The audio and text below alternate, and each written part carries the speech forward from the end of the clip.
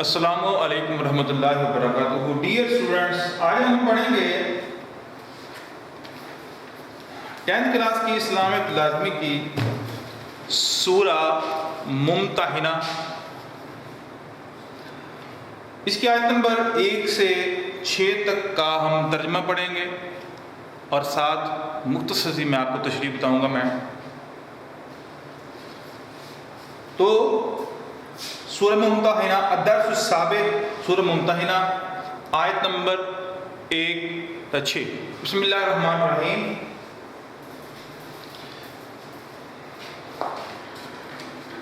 یا ایھا الذین آمنوا، اے ایمان والو، لا تتخذوا، نہ تم بناؤ، عدوی میرے دشمن کو، وعدوکم اور تمہارے دشمن کو، اولیاء دوست، تلقون تم ڈالتے ہو، الیہم ان کی طرف، بالمودہ پیار دوستی، وقد کفروا اور تحقیق کفر کیا انہوں نے، بما جاءکم جو آیا تمہارے پاس، من الحق حق، یخرجون الرسول وہ نکالتے ہیں رسولوں کو، وایاکم اور تم کو بھی، ان تؤمنوا یہ کہ تم ایمان لے جاؤ، باللہ اللہ کے ساتھ، ربکم جو تمہارا پروردگار ہے، ان کنتم اگر تم خرجتم نکلتے ہو، جہاد میں، فی سبیلی میرے راستے میں، کہ میرے راستے میں جہاد کے لیے نکلتے ہو، ابتغاء مرضاتی اور میری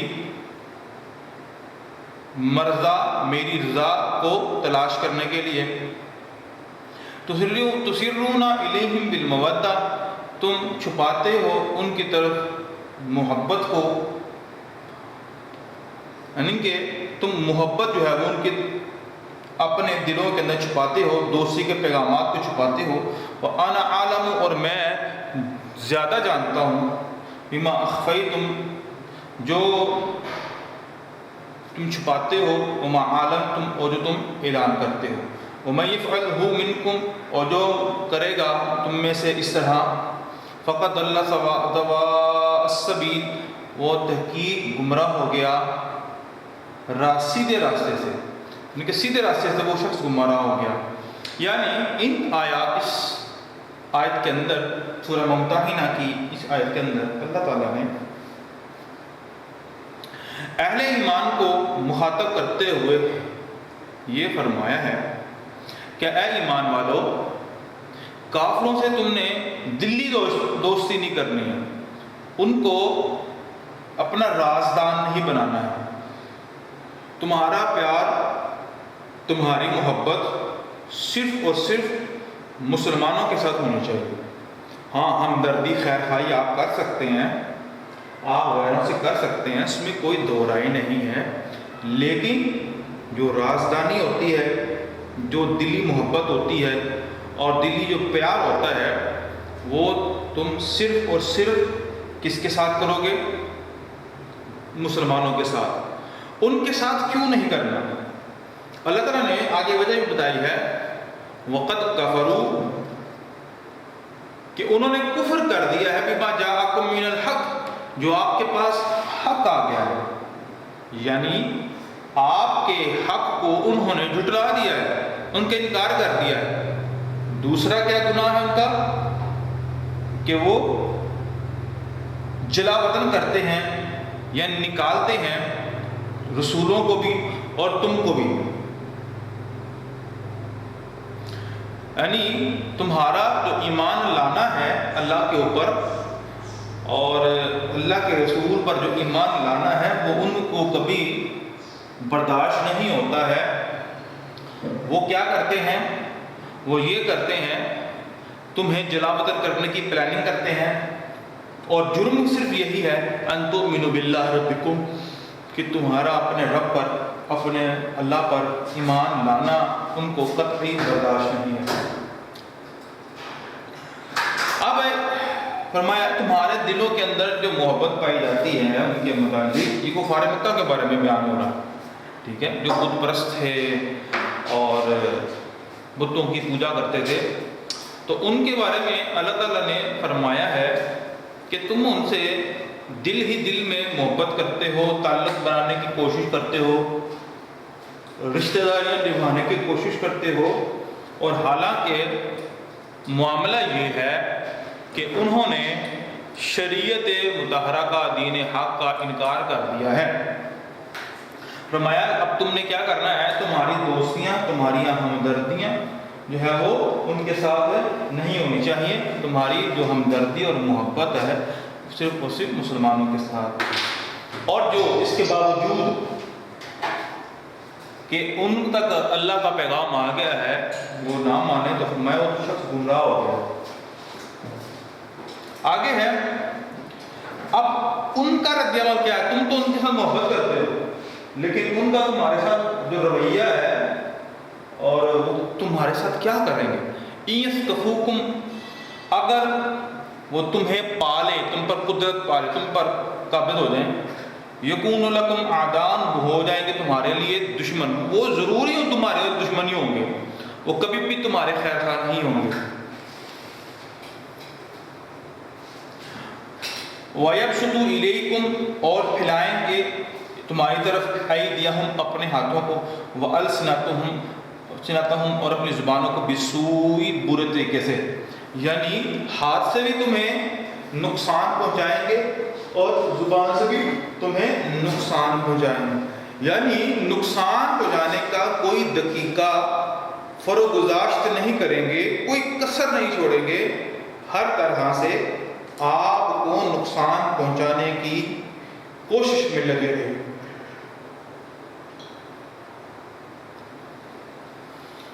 تو یہ فرق بتلایا ہے اللہ تعالیٰ نے کہ تمہاری جو محبت ہے وہ مسلمانوں تک ہی ہونی چاہیے۔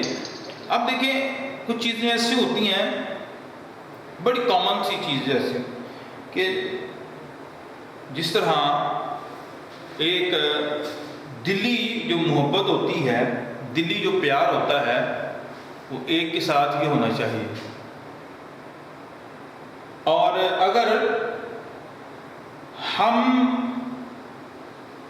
زلف سے، اور وہ شخص جو آپ کے بڑا قریب ہے، چاہے وہ آپ کی ذات کے حوالے سے ہو، چاہے وہ کسی بھی حوالے سے ہو، اگر آپ اس کی دوستی ہے لیکن فرق یہ ہے کہ وہ شخص اچھا نہیں ہے، تو یہ بالکل نقصان دہ چیز ہے۔ یعنی ایک شخص بڑا اچھا ہے اور ایک شخص بہت برا ہے، ان کی دوستی جب ہوگی تو ظاہر سی بات ہے عموماً یہ ہوتا ہے کہ جو برے کا رنگ ہوتا ہے وہ اچھے کے اوپر چڑھ جاتا ہے۔ جس طرح ایک ایگزامپل بھی ہے کہ ایک مینڈک اور ایک چوہے کی آپس میں دوستی بن گئی، ایک میں سمجھانے کی غرض سے آپ کو بتا رہا ہوں کہ اللہ نے فرمایا ہے کہ ان کے ساتھ آپ کی بنتی نہیں ہے، آپ کی یاری دوستی بنتی ہے مسلمانوں کی۔ تو آپ کو سمجھانے کی غرض سے ایک میں مثال دے کر آپ کو سمجھاتا ہوں کہ چوہے اور مینڈک کی جب دوستی لگ گئی، ان کا آپس میں بڑا تعلق بن گیا، اور چوہے نے ایک دفعہ مینڈک کو کہا کہ یار مجھے تمہاری جب یاد آتی ہے تم میرے پاس نہیں ہوتے ہو، کچھ ایسا کرنا چاہیے کہ مجھے جب بھی تمہاری یاد آئے تم میرے پاس آ جاؤ، تمہیں میری یاد آئے میں تمہارے پاس آ جاؤں۔ تو اس طرح کا کچھ کرتے ہیں۔ انہوں نے کہا، ان دونوں نے مل کر ایک پلان بنایا کہ ایک رسی کے ساتھ ایک نے اپنے،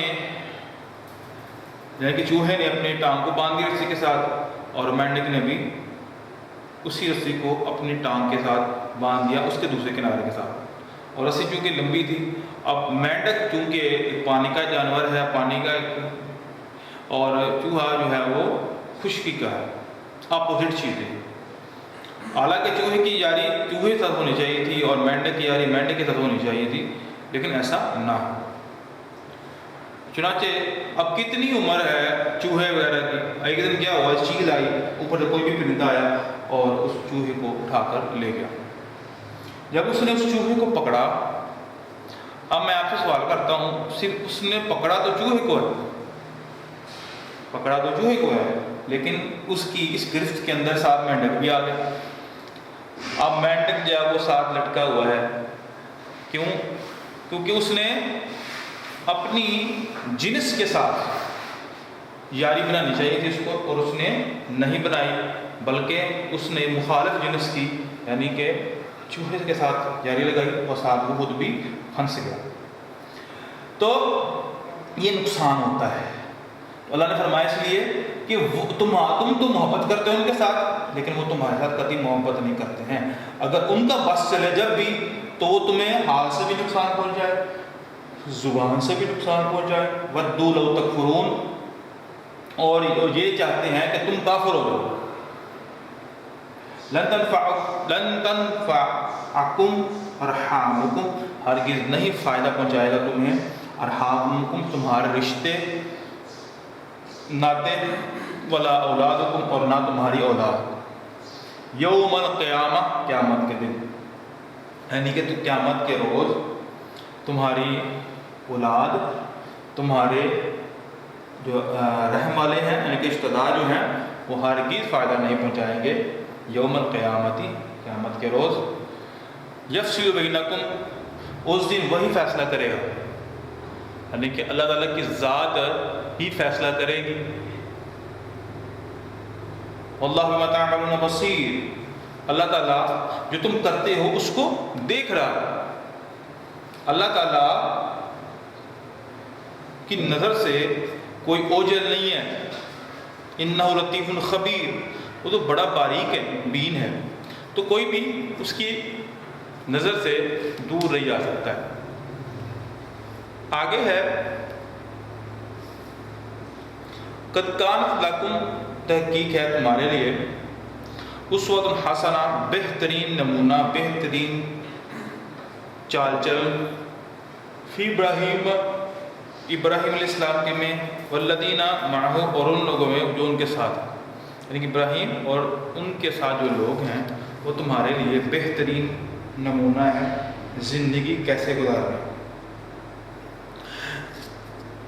اذ قالوا، جب کہا لقومہم، اپنی قوم کو، انا براء منکم، بے شک ہم بری ہیں تم سے، ومما تعبدون من دون اللہ، اور ان سے جن کی تم اللہ کے علاوہ عبادت کرتے ہو، یعنی کہ جن کے ساتھ تمہارے اس طرح کے تعلق ہیں جس طرح کہ اللہ کے ساتھ ہونے چاہیے، اور جن کے اللہ کی بھی عبادت کرتے ہو اور ساتھ لوگوں کی بھی عبادت کرتے ہو، یعنی کہ اللہ کو چھوڑ کر بھی کسی اور کی بھی تم جن کی عبادت کرتے ہو، اور میں تم سے بری ہوں۔ یہ ابراہیم علیہ السلام نے یہ اعلان کیا تھا۔ آگے کفرنا بکم، ہم نے انکار کر دیا تمہارا، وبدا بیننا، اور شروع ہو گئی ہمارے درمیان، و بینکم، اور تمہارے درمیان، العداوۃ، دشمنی، والبغضاء، اور بغض، ابدا، ہمیشہ کے لیے۔ اب یہ چیز فرق کرتی ہے کہ ایک اہل توحید ہے اور ایک اہل شرک ہے۔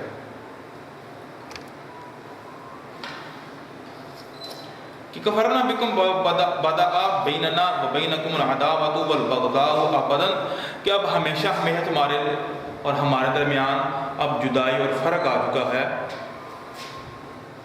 حتیٰ یہاں تک، کب تمہارے اور ہمارے درمیان یہ فرق ختم ہو سکتا ہے، حتیٰ تؤمنوا باللہ، یہاں تک کہ تم اللہ پر ایمان لے ہو۔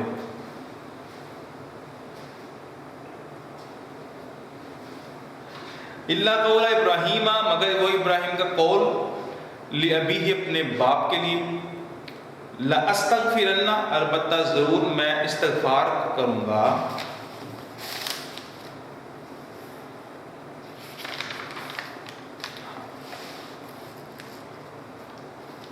لکا، آپ کے لیے، وما املک لکا من اللہ من شیء، اور میرے اختیار میں کچھ بھی نہیں ہے، میرے ہاتھ میں کچھ بھی نہیں ہے، میں فقط اللہ سے دعا کرتا رہوں گا۔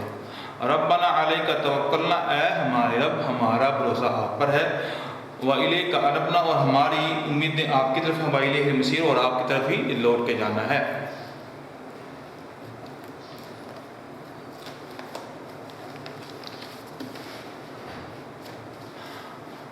آگے ہے یہ دعا ہے ابراہیم علیہ السلام کی، ربنا لا تجعلنا، اے ہمارے رب نہ تو بنانا ہمیں فتنۃ، آزمائش، للذین، ان لوگوں کے لیے، کفروا، جنہوں نے کفر کیا ہے، واغفر لنا، ہمیں بخش دے، ربنا، اے ہمارے رب، انک انت العزیز الحکیم، بے شک تو غالب حکمت والا ہے، لقد کان لکم، البتہ تحقیق ہے تمہارے لیے، فیہم، ان میں، اسوۃ حسنہ، بہترین نمونہ، بہترین زندگی گزارنے کا ایک طریقہ کار، لمن اس شخص کے لیے کان یرجو اللہ والیوم الآخرہ اور جو اللہ اور آخرت کے دن پر یقین رکھتا ہو، ومن یتولی اور جو پھرے، فإن اللہ قد بے شک اللہ تعالیٰ هو الغنی الحمید بخشنے والے اور تعریف والے ہیں۔ تو یہ بیٹا میں نے آیات کا جو ترجمہ ہے وہ آپ کے سامنے رکھا ہے۔ اب کچھ الفاظ معانی ہیں ان کی طرف آتے ہیں۔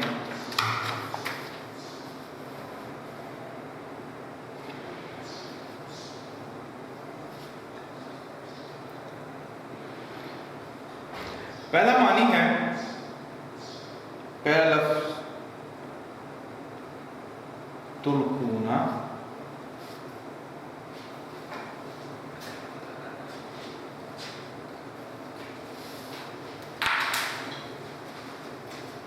آگے ہے تسرونا، آگے ہے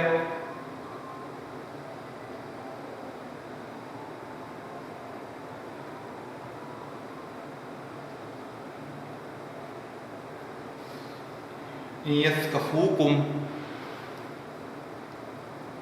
آگے ہے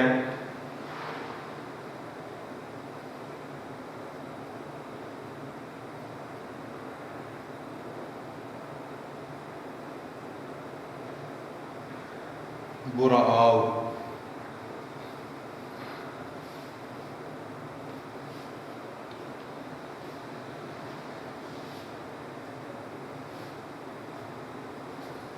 تو یہ 4 الفاظ ہیں۔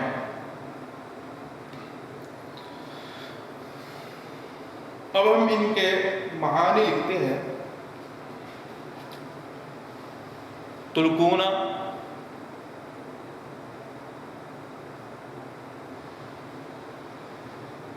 تم ڈالتے ہو،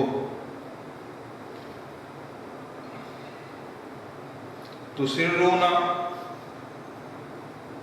تم چھپاتے ہو، یثقفوکم اگر وہ تم پر قابو پا جائیں، ٹھیک ہے۔ آگے ہے براء، بے نیاز، بے راز، ٹھیک ہے۔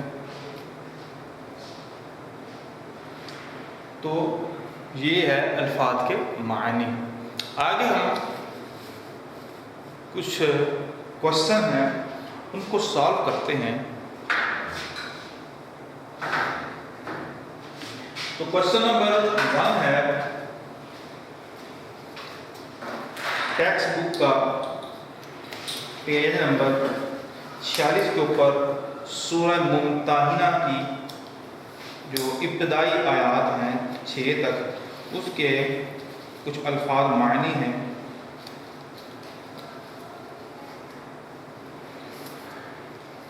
پہلا وہ میں نے معنی آپ کو بتا دیے، اس کے بعد ہم پڑھتے ہیں کوشچن آنسر۔ پہلا ہے کوشچن ہے، قرآن حکیم کی آیات کی روشنی میں اہل ایمان کا اسلام دشمن کافروں کے ساتھ کیا رویہ ہونا چاہیے؟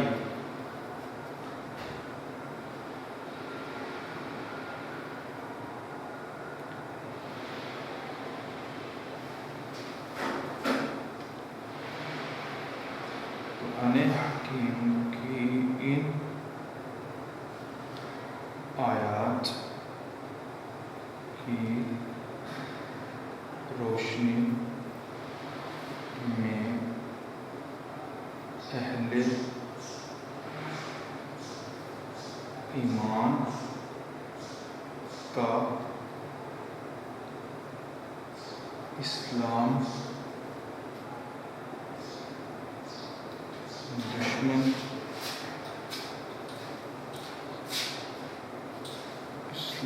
دشمن کافروں سے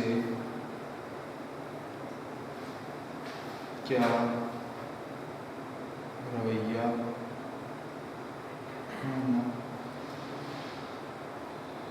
چاہیے. ٹھیک ہے، تو یہ ہے پہلا کوشچن.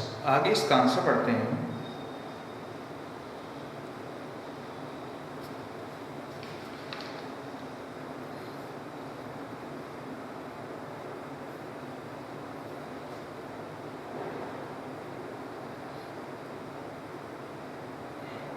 اے مومنو،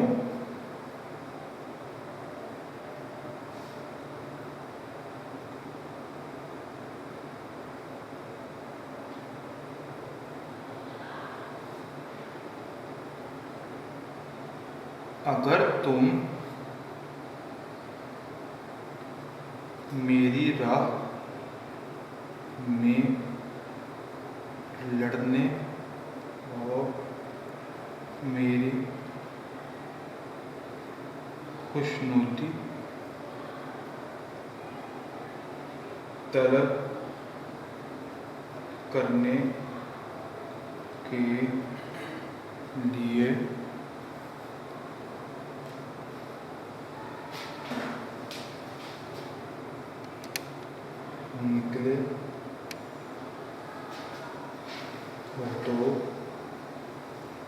تو میرے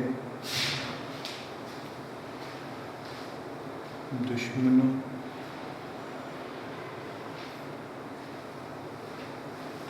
کو دوست نہ بناؤ. اگر تم میری راہ کے لیے نکلے ہو تو میرے اور اپنے دشمنوں کو دوست نہ بناؤ.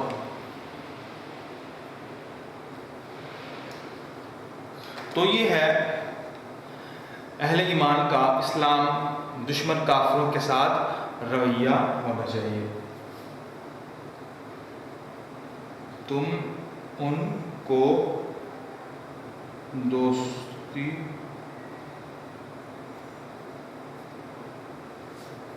کے پیغام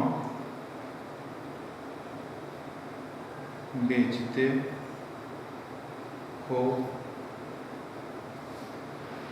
تو یہ ہے بیٹا اس کا آنسر. پہلے کوشچن کا آنسر یہ ہے کہ اے مومنو، اگر تم میری راہ میں لڑنے اور میری خوشنودی طلب کرنے کے لیے نکلے ہو تو میرے دشمنوں کو دوست نہ بناؤ. تو یہاں تک بھی کر سکتے ہیں. اگر آپ آگے لکھنا چاہتے ہیں تو آپ آگے بھی لکھ سکتے ہیں. آگے کوشچن ہے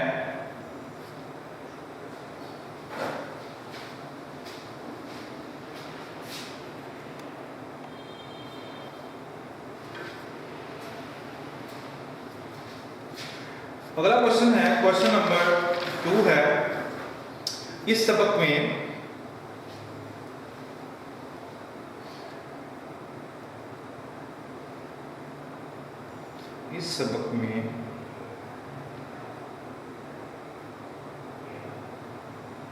دشمنان حق کی کن باتوں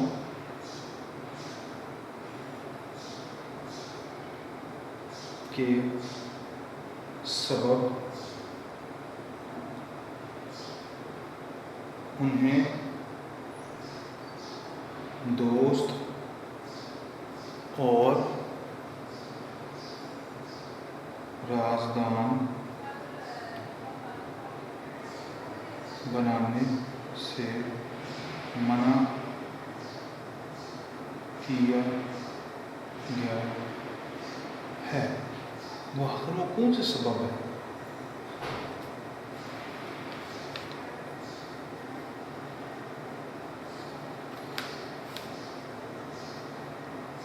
وہ حق سے جو تمہارے پاس آیا ہے منکر ہیں اور اس باعث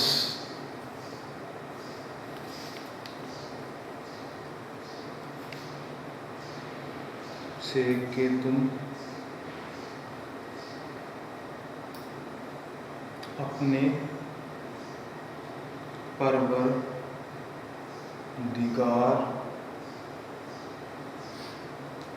خدائے تعالی پر ایمان لائے ہو، پیغمبر کو اور تم کو جلا وطن کرتے ہیں۔ یعنی کہ یہ وہ سبب ہے جس سبب کی بنیاد کے اوپر آپ ان کے ساتھ دوستی، دلی دوستی، رازدان ان کو نہیں بنا سکتے۔ آگے کوشچن ہے، کوشچن نمبر 3 ہے،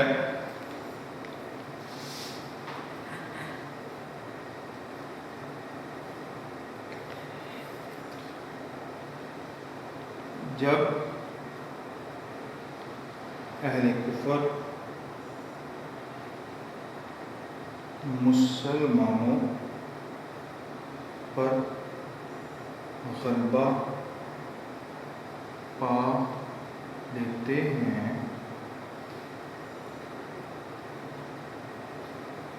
تو ان کا اہل ایمان کے ساتھ کیا سلوک ہوتا ہے؟ یعنی کہ جب وہ کافر مسلمانوں پر قبضہ پا لیتے ہیں تو ان کا رویہ جو ہے وہ کس طرح کا ہوتا ہے مسلمانوں کے خلاف؟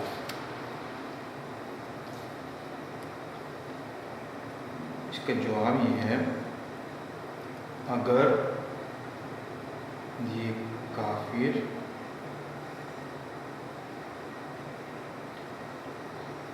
تم پر قدرت پا لیں تو تمہارے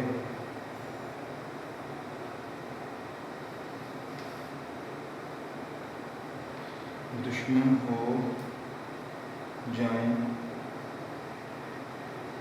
اور ایذا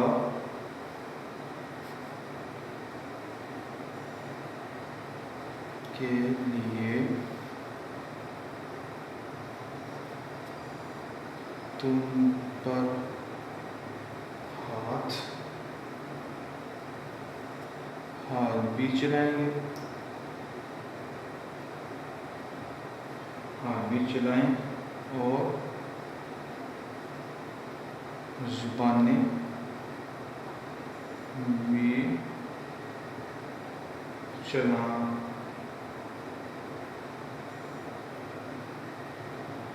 گے،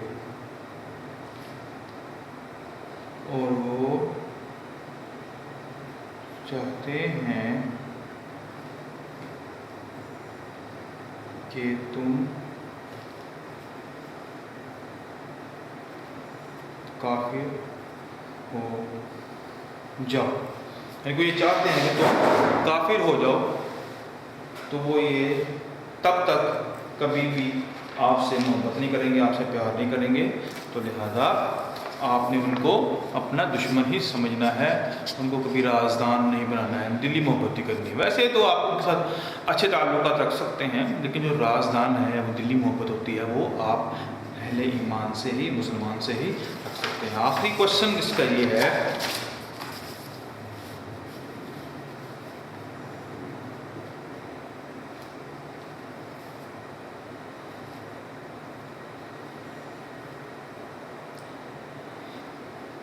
آخری کوشچن ہے کوشچن نمبر 4، ان آیات میں حضرت ابراہیم کہ کس اسوہ حسنہ کی پیروی کا حکم دیا گیا ہے۔ یعنی کہ آیات کے اندر ابراہیم علیہ السلام کے کس اسوہ حسنہ کا اس کو عملی جامہ پہنانے کا حکم دیا گیا ہے، کون سا ہے وہ؟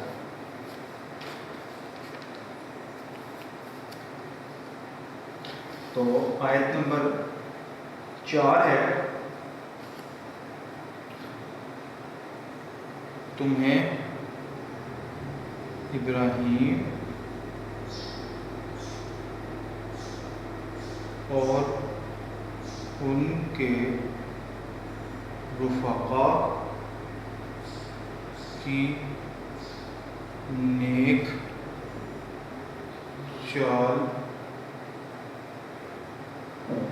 چلنی ہے جب انہوں نے اپنی قوم کے لوگوں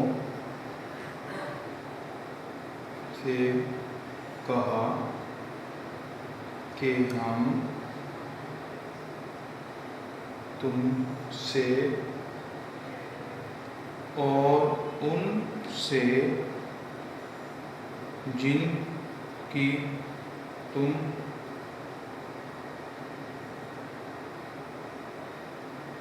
خدا کے سوا عبادت کرتے ہو بے تعلق ہیں۔ یعنی قوم سے برات کا اظہار کیا کہ جن کی تم عبادت کرتے ہو اللہ کو چھوڑ کر ہم ان سے بری ہیں، اور ہمارے ساتھ تمہارا جو تعلق ہے جو جس وجہ سے ہونا چاہیے وہ توحید کی وجہ سے ہے، تمہارا تو کہ توحید کے ساتھ کوئی تعلق نہیں ہے، لہذا ہمارے ساتھ تمہارا کوئی تعلق نہیں ہے۔ آگے ہے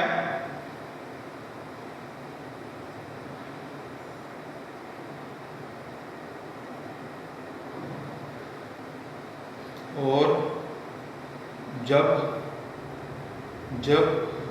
تک تم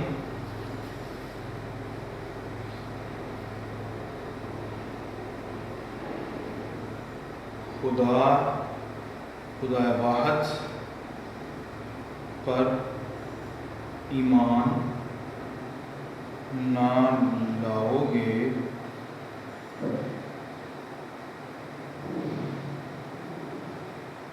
ہم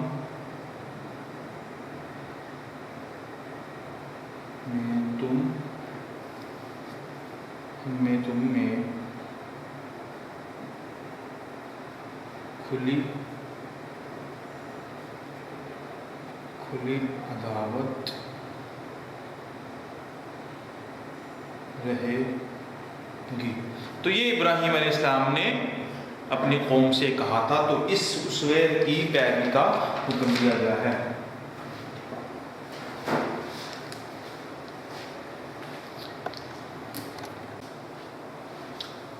آگے ہے بیٹا آیت نمبر 7 سے آیت نمبر 13 تک۔ بسم اللہ الرحمن الرحیم۔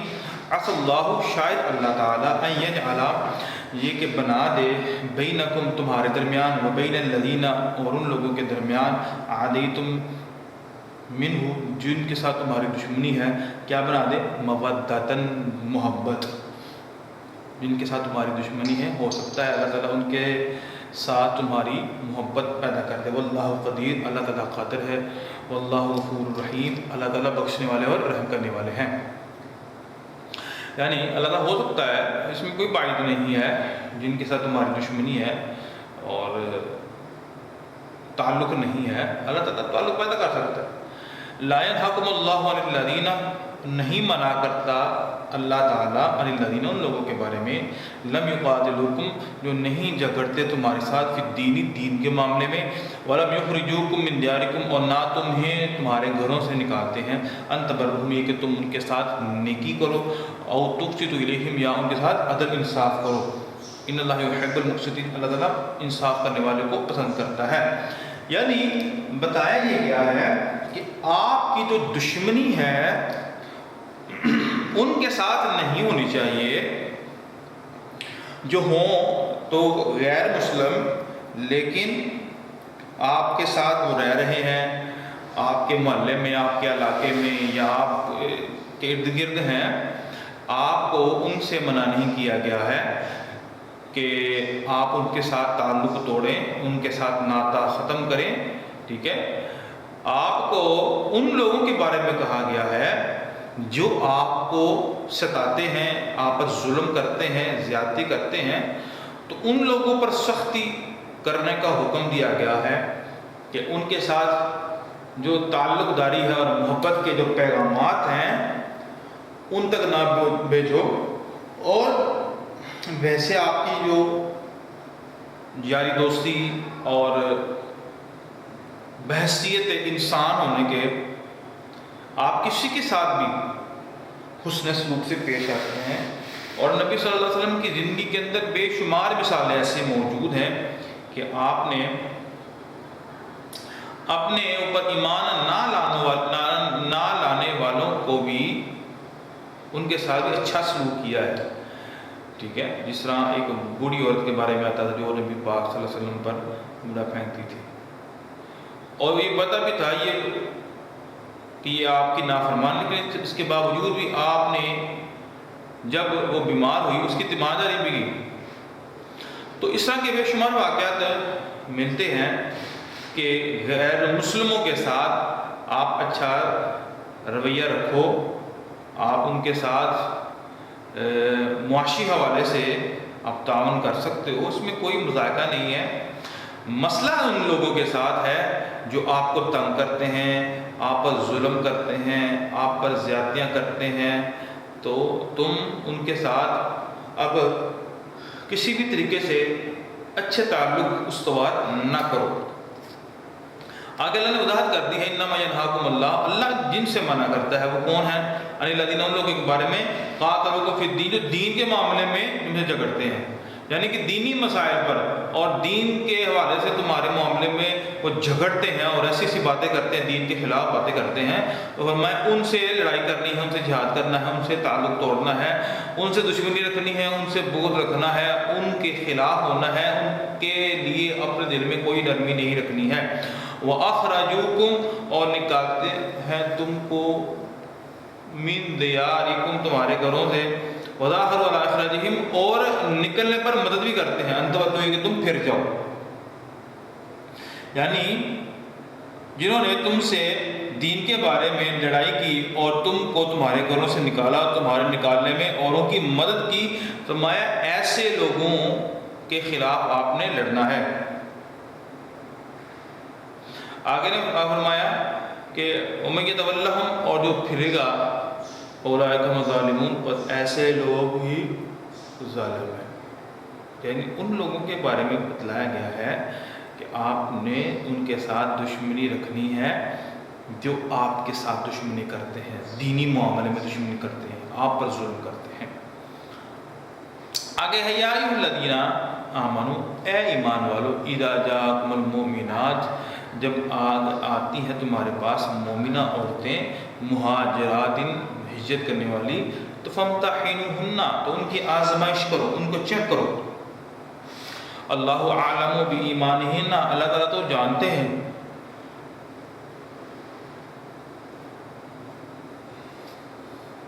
تو اللہ تعالیٰ تو جانتے ہیں ان کے ایمانوں کو، لیکن تم تو نہیں جانتے، تو تم مختلف طریقوں سے ان کے ایمان کو جج کرو کہ یہ واقعی مومنہ عورتیں ہیں، ٹھیک ہے۔ فَإِنْ عَلِمْتُمُوهُنَّ اگر تمہیں معلوم ہو جائے کہ وہ مومنہ ہیں، فَلَا تَرْجِعُوهُنَّ إِلَى الْكُفَّارِ کہ کافروں کی طرف ان کو لوٹاؤ نہ، یعنی ان کے بارے میں آپ کو معلوم ہو جائے کہ وہ واقعی مومنہ عورتیں ہیں اور مسلمان عورتیں ہیں جو ہجرت کر کے مکہ سے مدینہ آئی ہیں، پہلے آپ چیک کرنا ہے کہیں یہ جاسوس تو نہیں، کہ ان کی نمائندگی تو نہیں کر رہی، ان کی اعلیٰ کار تو نہیں۔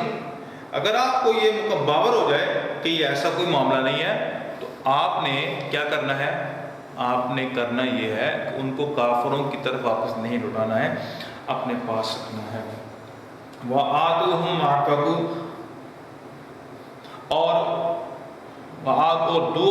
دو ان کو مانفق جو انہوں نے خرچ کیا ہے، فَإِنْ عَلِمْتُمُوهُنَّ، اگر تم جان لو کہ وہ مومنہ عورتیں ہیں، فَلَا تَرْجِعُوهُنَّ، پس تم نہ لوٹاؤ ان کو الکفار، کفار کی طرف، لا هن حل لهم، وہ نہ ان کے لیے حلال ہے، ولا هم يحل لهن، اور نہ وہ کافر ان عورتوں کے لیے حلال ہے، نہ وہ عورتیں ان کافر کے لیے حلال ہیں، نہ کافر ان کے لیے حلال ہیں۔ یعنی کافر کا، غیر مسلم کا جو نکاح جو ہے وہ مسلم کے ساتھ نہیں ہو سکتا ہے، ٹھیک ہے۔ جو بت پرست ہو، اللہ کے ساتھ شرک کرتا ہو، ایسے شخص کے ساتھ نکاح جو ہے وہ نہیں ہو سکتا، اگر نکاح ہے بھی تو وہ باطل ہے۔ تو فرمایا اگر کافروں کی ہے لیکن وہ مسلمان ہو گئی ہیں تو وہ لینے بھی آئیں کافر تو تم ان کو واپس نہیں کرو گے۔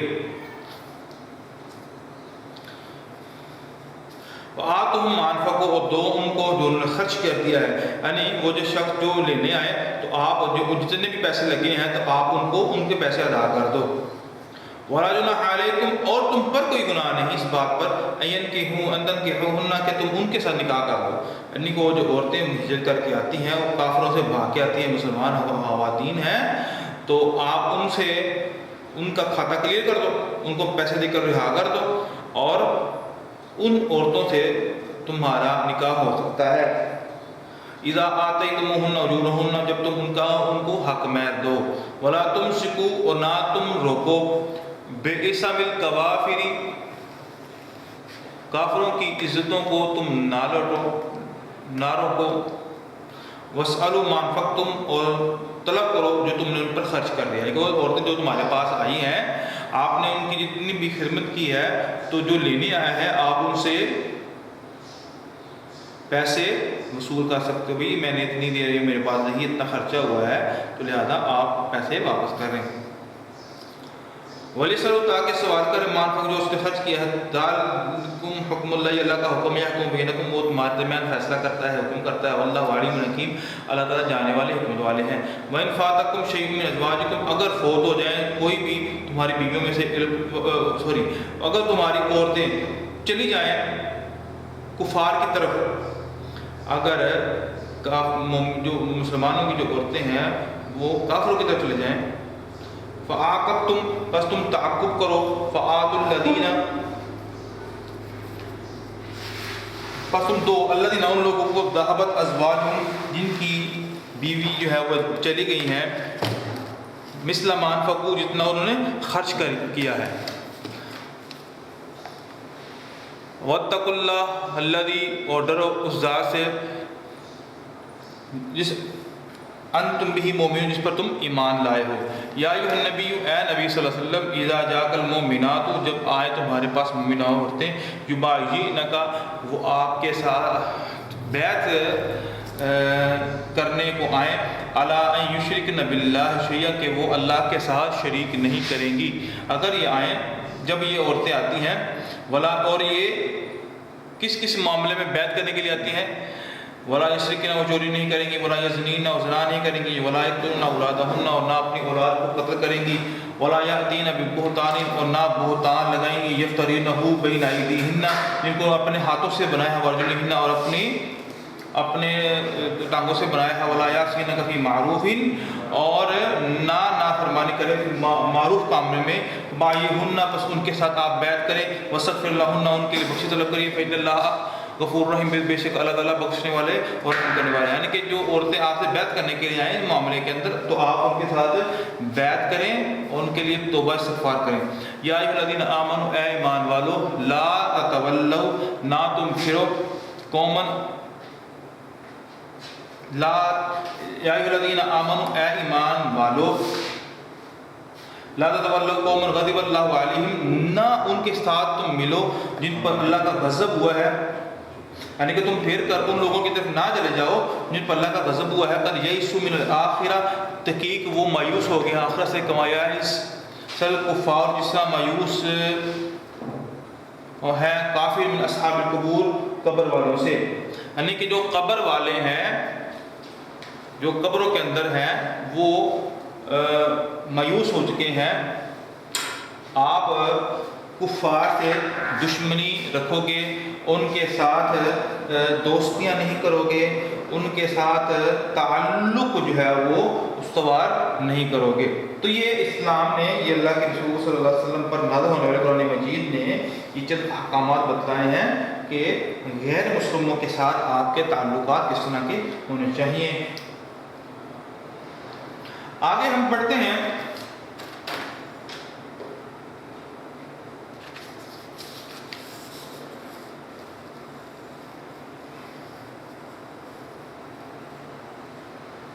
الفاظ معنی جو ہے وہ ہم پڑھتے ہیں۔ اب دیکھیے کچھ الفاظ میں لکھنے لگا ہوں، آپ بھی ان کے معنی کو یاد کر لیں۔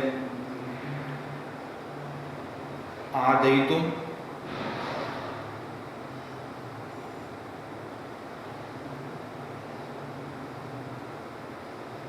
ظاہروا،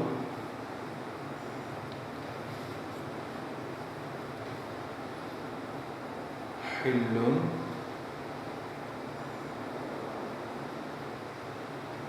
الکوافر،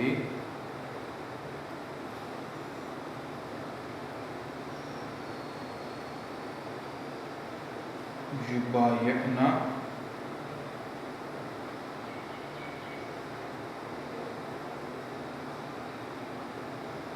ان تبروا۔ پہلے کے معنی لکھتے ہیں۔ عادیتم، تم نے دشمنی مول لی۔ آگے ہے ظاہر، انہوں نے ایک دوسرے کی مدد کی۔ حل، حلال، الکوافر،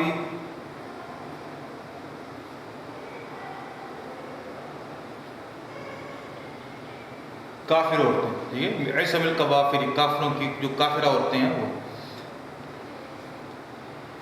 یبایعنا، وہ بیعت کرتی ہیں۔ ان تبروا، یہ کہ تم نیکی کرو۔ ٹھیک ہے، آگے کچھ اور ورڈز ہیں۔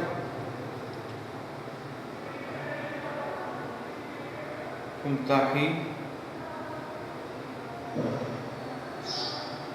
نو ہن، تحینوہن۔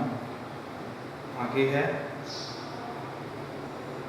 عصم، عصمی، فعاقبتم،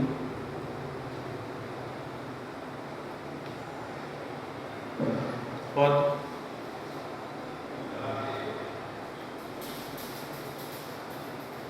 یئسوا،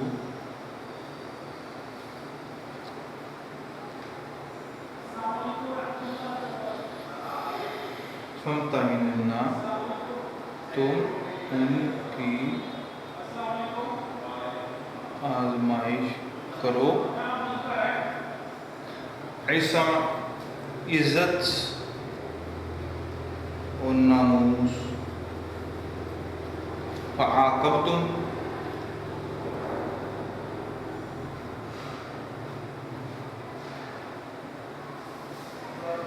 بس تمہاری نوبت آئے۔ قد یئسوا، وہ مایوس ہو گئے. ٹھیک ہے, تو یہ کچھ الفاظ معنی اس ایکسرسائز کے تھے. آگے کوشچن آنسر پڑھتے ہیں. 3 کوشچن ہیں. پہلا کوشچن ہے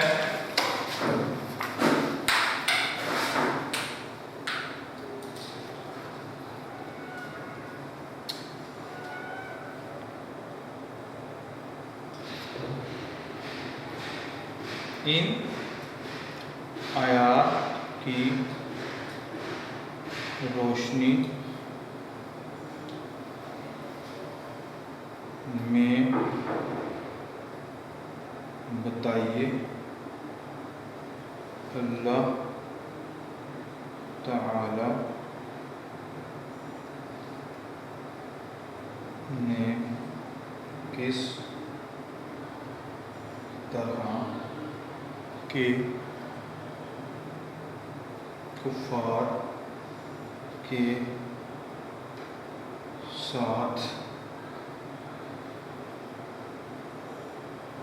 عدل و احسان کی اجازت دی ہے.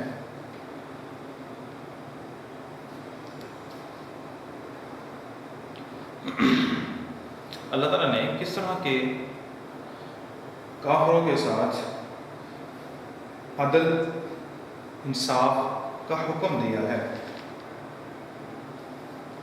جواب اس کا کیا ہے؟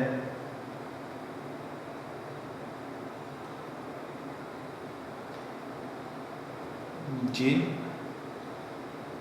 لوگوں نے تم سے دین کے بارے میں جنگ نہیں کی اور نہ تم کو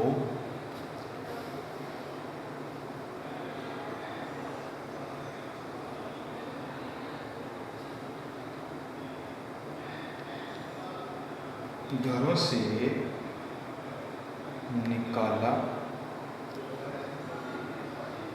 ان کے ساتھ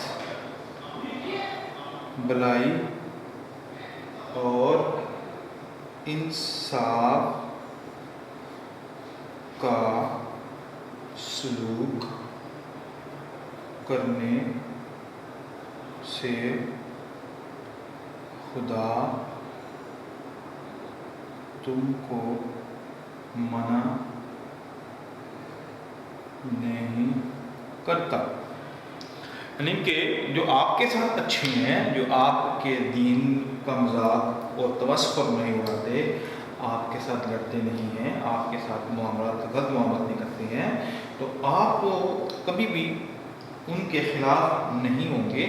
آپ ان کے ساتھ دنیاوی معاملے میں آپ بہترین ہو جائیں گے. آپ ان کے ساتھ ہمدردی کریں، آپ ان کے ساتھ خیر خواہی کریں. یہ اسلام ہمیں حکم دیتا ہے. اسلام کے معاملات مسئلہ کہاں پہ آتا ہے؟ مسئلہ وہاں پہ آتا ہے جب وہ آپ سے دین کے معاملے میں جھگڑتے ہیں، دینی معاملات میں وہ تمسخر اڑاتے ہیں اور عجیب سی باتیں کرتے ہیں اور آپ کو آپ کے گھروں سے نکالتے ہیں، تو تب آپ ان کے خلاف کوئی ایکشن لے سکتے ہیں، ان کے خلاف آپ لڑائی کر سکتے ہیں یا ان کے خلاف جہاد کر سکتے ہیں اور ان کو اپنے دل میں جگہ نہیں دے سکتے ہیں، ان کے ساتھ محبت نہیں کر سکتے ہیں.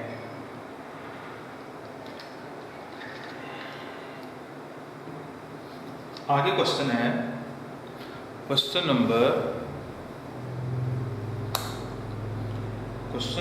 2. اللہ نے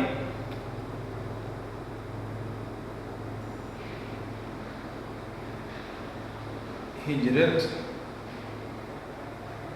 کر کے آنے عورتوں کے بارے میں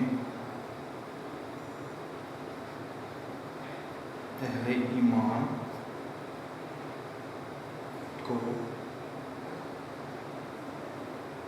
کیا تلقین فرمائی ہے؟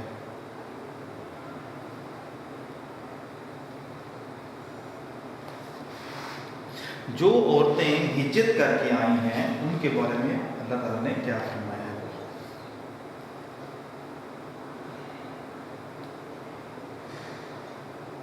مومنوں، جب تمہارے پاس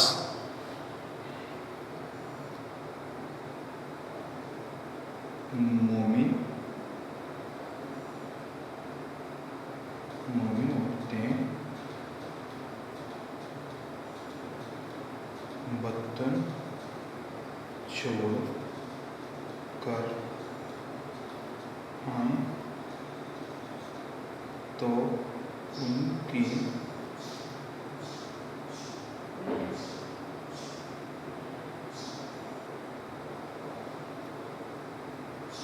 آزمائش کر لو،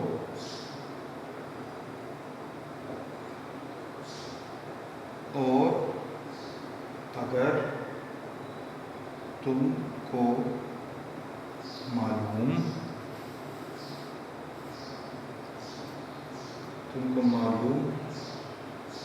ہو کہ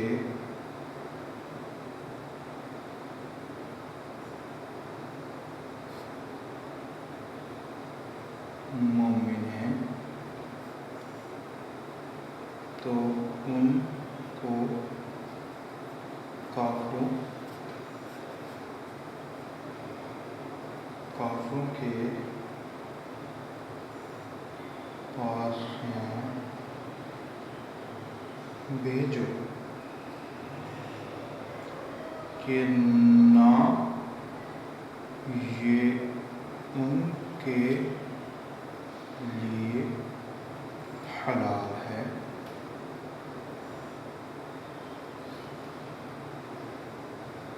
اور نہ وہ ان کے لیے حلال ہیں۔ یعنی جب مومن عورتیں ہجرت کر کے آپ کے پاس آئیں، اپنا وطن چھوڑ کر آ جائیں، اور آپ نے سب سے پہلے ان کا ایمان چیک کرنا ہے۔ ایمان چیک کرنے کے بعد اگر آپ کو مکمل یقین کامل ہو جائے کہ واقعی یہ مومن ہوتے ہیں، تو آپ ان کو کافروں کے پاس واپس لوٹانا، اور اس کے بعد آپ اس کو اپنے پاس رکھ سکتے ہو اور اس کے ساتھ نکاح بھی کر سکتے ہو۔ تمہارے اوپر اس طرح کا کوئی گناہ نہیں ہے۔ تم ان کے ساتھ نکاح بھی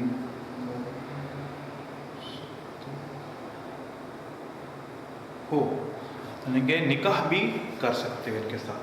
تو یہ ہے کوشچن نمبر 2 کا آنسر۔ کوشچن نمبر 3،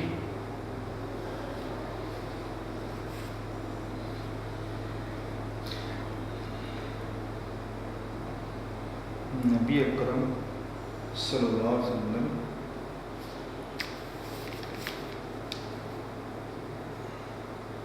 کو مومن عورتوں سے کن باتوں پر بیعت لینے کے لیے کہا گیا ہے؟ نبی اکرم صلی اللہ علیہ وسلم کو مومن عورتوں سے کن باتوں پر بیعت لینے کا کہا گیا ہے؟ اس کا جواب نوٹ کر لیں۔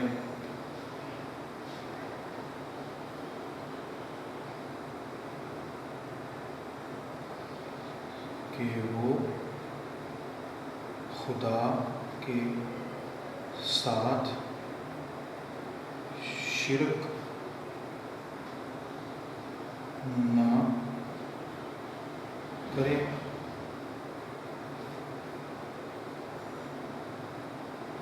چوری نہ کرے، زنا نہ کرے، اور نہ ہی اپنی اولاد کو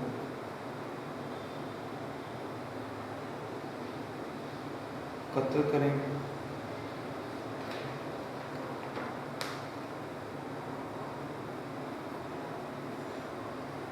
اور نہ ہی اپنے ہاتھ پاؤں میں کوئی بہتان باندھ لائیں گے۔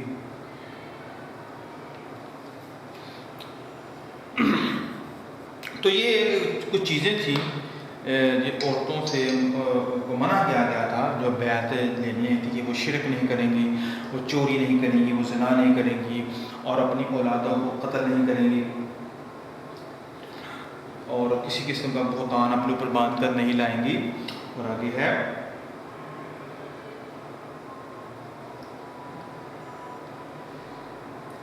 اور نیک کاموں میں آپ کی نافرمانی نہیں کریں۔ تو یہ ہے اس کا آنسر۔ تو بیٹا اس کے آنسر کو آپ نوٹ کر لیں۔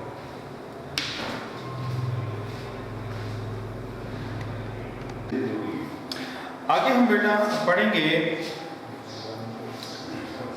یہ ہم لانگ کوسچن پڑھیں گے، زکوٰۃ والا یہ جو چیپٹر ہے ہم اس کو پڑھیں گے۔ یہ جو موضوعاتی ہمارا مطالعہ، موضوعاتی مطالعہ، اس میں سے جو زکوٰۃ والا ہے، زکوٰۃ کی فرضیت، اہمیت اور مسائل ابھی ہم پڑھیں گے۔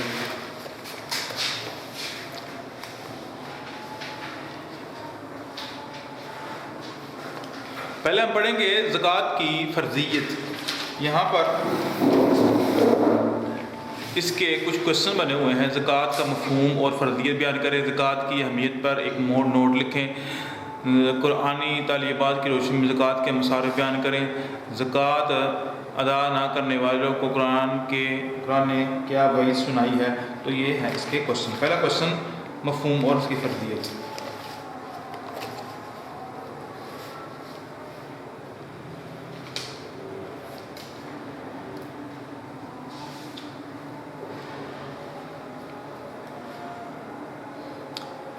زکوٰۃ کے لفظی معنی پاک ہونا، نشوونما پانا اور بڑھنا۔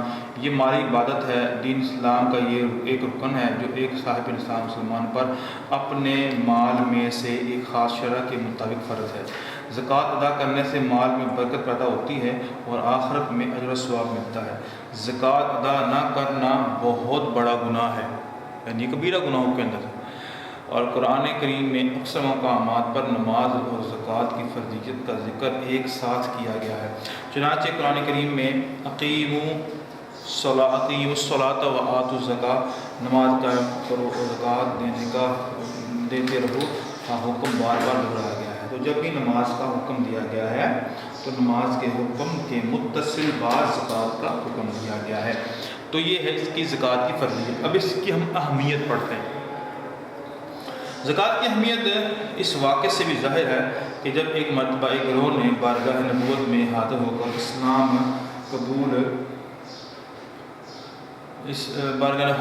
اسلام کی تعلیمات دریافت کی تو آپ صلی اللہ علیہ وسلم نے اعمال میں سے سب سے پہلے نماز اور پھر زکوٰۃ کا ذکر فرمایا۔ جب بھی انسان مسلمان ہوتا ہے اور مسلمان ہونے کے متصل بعد جو پر فرائض لازم آتی ہیں تو وہ جس طرح نماز ہے اسی طرح زکوٰۃ بھی اس کے اوپر لازم آتی ہے۔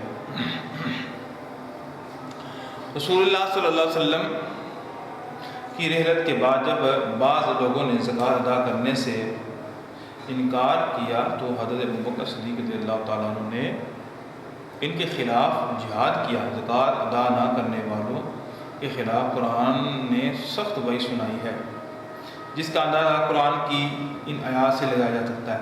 یعنی اہمیت اس کی یہ ہے کہ حضرت ابوبکر صدیق کے زمانے میں ارتداد کا جو فتنہ ہے وہ عروج پکڑ رہا تھا، اور ان میں سے کچھ لوگ یہ بھی تھے جنہوں نے زکوٰۃ دینے سے انکار کر دیا۔ تو حضرت ابوبکر صدیق رضی اللہ تعالیٰ عنہ فرماتے ہیں لَأُقَاتِلَنَّ مَنْ فَرَّقَ بَيْنَ الصَّلَاةِ وَالزَّكَاةِ، میں اس بندے کے خلاف، اس گروہ کے خلاف ضرور لڑائی کروں گا جو زکوٰۃ اور نماز کے درمیان فرق کرتا ہے۔ تو یہ ہے اس کی اہمیت، یہاں تک ہم اس کی اہمیت کو پڑھیں گے۔ یہ آگے زکوٰۃ کے جو کچھ فائدے ہیں،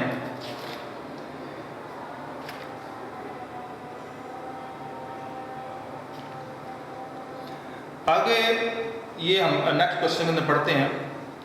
آگے کوشچن ہے زکوٰۃ کی، یہ جو ہم نے بتایا ہے یہاں سے لے کر یہ یہاں تک یہ زکوٰۃ کی اہمیت ہے، یعنی کہ زکوٰۃ، اور اس کا یہ اہمیت کے اندر یہ بھی جاتی ہے زکوٰۃ سماجی فلاح و بہبود کا بہترین ذریعہ ہے۔ زکوٰۃ کے ذریعے معاشرے کے محروم اور مفلس لوگوں کی کفالت ہو جاتی ہے، اور اس معاشرے میں نفرت انتقام کی بجائے ہمدردی اور احترام اور باہمی محبت کے جذبات کو فروغ حاصل ہوتا ہے۔ زکوٰۃ دینے والے کے دل سے مال کی محبت مٹ جاتی ہے، اللہ کی رضا حاصل کرنے کا جذبہ غالب آ جاتا ہے، غریبوں سے ہمدردی پیدا ہو جاتی ہے، اور دل کی دولت کی گردش میں آنے سے معاشرے کے افراد کی مالی حالت بہتر ہو جاتی ہے۔ یعنی کہ وہ زکوٰۃ ادا کرنے سے ایک تو اسلام کے فرائض میں سے ہے، اور دوسری طرف ایک معاشی حوالے سے اس کا بڑا ہی اہم کردار ہے کہ معاشرے کے جو غریب طبقے ہیں ان تک ان کا حق پہنچ جاتا ہے، اور جب یہ مال زکوٰۃ ہوتا ہے گردش کرتا رہے تو معاشرے کے وہ جو پسے ہوئے طبقے ہوتے ہیں ان تک مال پہنچتا ہے تو ان کی حالت جو ہے بہتر ہو جاتی ہے۔ تو آگے ہم قرآنی تعلیمات کی روشنی میں زکوٰۃ کے مصارف بیان کریں۔ تو قرآن پاک نے جو مصارف بیان کیے ہیں، ہم پہلے قرآن پاک کی آیت پڑھتے ہیں۔ یہ کویسچن نمبر 3 ہے، ٹھیک ہے، یہ کویسچن نمبر 2 ہے، اور یہ سب سے اوپر ہے یہ کویسچن نمبر 1 ہے یہاں تک۔ آیت ہم پڑھتے ہیں، بسم اللہ الرحمن الرحیم، انما الصدقات للفقراء والمساکین والعاملین علیہا والمعلفۃ قلوبہم وفی الرقاب والغارمین فی سبیل اللہ وابن السبیل فریضۃ من اللہ واللہ علیم حکیم۔ زکوٰۃ تو غریبوں، مسکینوں، زکوٰۃ کے محکمے میں کام کرنے والوں اور ان لوگوں کے لیے جن کے دلوں کو اسلام کی طرف جوڑنا ہے۔